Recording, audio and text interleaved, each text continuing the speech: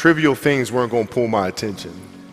It had to be things weren't going to pull my attention. It had to be things that I had a purpose. I wanted to be one of the best basketball players to ever play.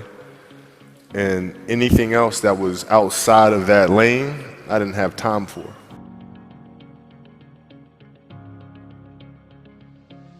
The challenge, like I would watch Magic play, I'd watch Michael play, and I would see them do these unbelievable things, and I'd say, you know, can I get to that level? I don't know, but let's find out.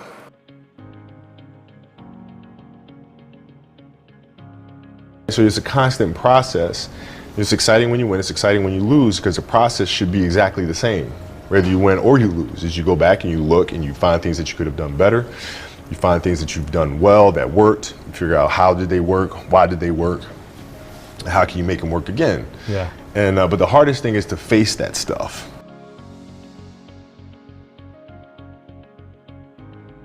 I'd play the game and I'd come home and I'd be sore and I'd be tired. And she wants to go swimming, she wants me to take her to the park, she wants to just jump on my back or whatever the case may be. You can't say, I'm too tired, I'm going to lay down. That's not fair. She don't know what the hell's going on, right? And if this was a game, you'd suck it up and play. I play games with the flu. I play games with 102-degree fever, man. Powerful. You can't do that. That is so powerful, right? man. You gotta be on, man. Quality of the game. And people don't understand that. And worse than that, they're intimidated by that. And even worse, they try to discredit that because they do not have the level of passion and obsessiveness to get to that level. So they figure the best thing to do is to tear that level down.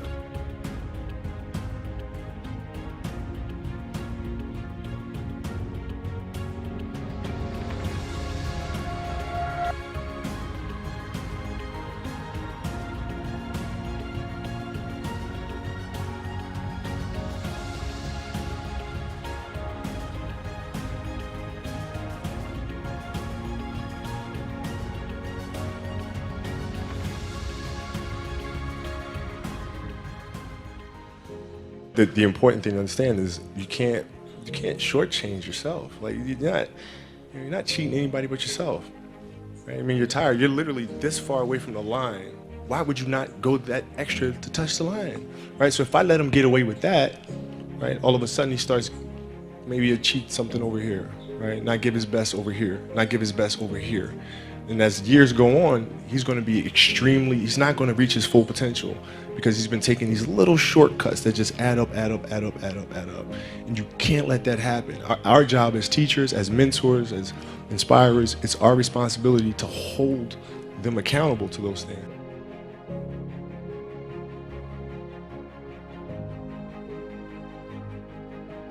Yeah, I mean, it's really simple. It's like whatever you're doing at that moment is what you're doing at that moment. You know, it's like that's where the obsessiveness is having attention to detail for the action that you are performing at the time you're performing it. And if you can have that kind of focus, you can't help but to have a certain level of obsession or attention to detail.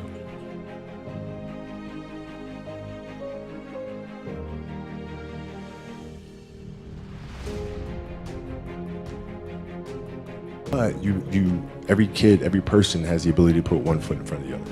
One step at a time. Right? So like if you're saying, okay, I'm going to climb Mount Everest, and you're at the bottom of the mountain and you look up and you're going, I'm not going to climb Mount Everest, right? But if you break it down into sections and you just one foot in front of the other, one step at a time, next thing you know, you're at the top of the mountain.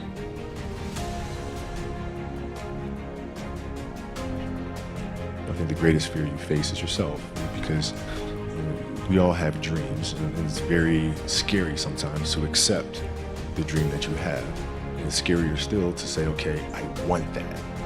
It's scary because you're afraid that if you put your heart and soul into it and you fail, then how are you going to feel about yourself, right? So being fearless means putting yourself out there and going for it. No matter what, go for it. Not for anybody else, but for yourself.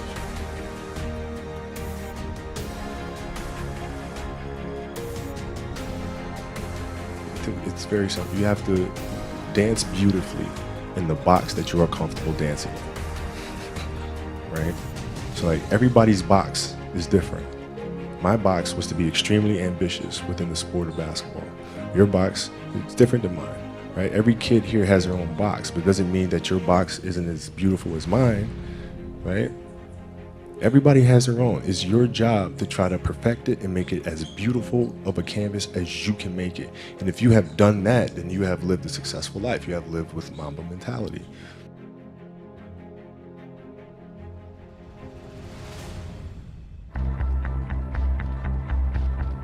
Once upon a time, there was a young basketball player who had dreams of becoming one of the greatest basketball players of all time.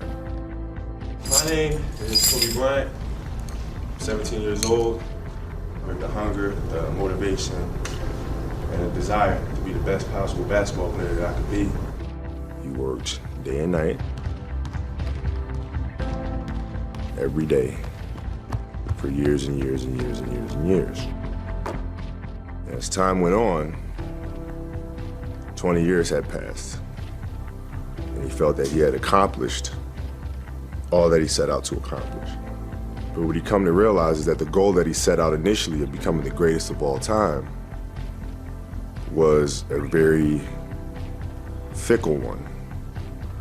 And what he realized that the most important thing in life is how your career moves and touches those around you and how it carries forward to the next generation. But he realized that's what makes true greatness. Well, the story would be about transformation of a kid looking inwardly to then growing up and understanding the importance and the power is looking outward. It's a great feeling to know that you set a goal for yourself and you were able to reach that goal and to knock it down. If I had the power to turn back time, I would never use it. I don't think about it. Because then every moment that you go through means absolutely nothing, but you can always go back and do it again. So it loses its flavor, it loses its beauty. When things are final, you know, moments won't ever come again. To be able to have the power to go back and re-experience those things it's silly to me. When you take that jersey off for the final time, how do you think you're going to feel? Very at peace with it, and I'm very thankful, you know, for the 20 years that I've had, and you know, ready to go.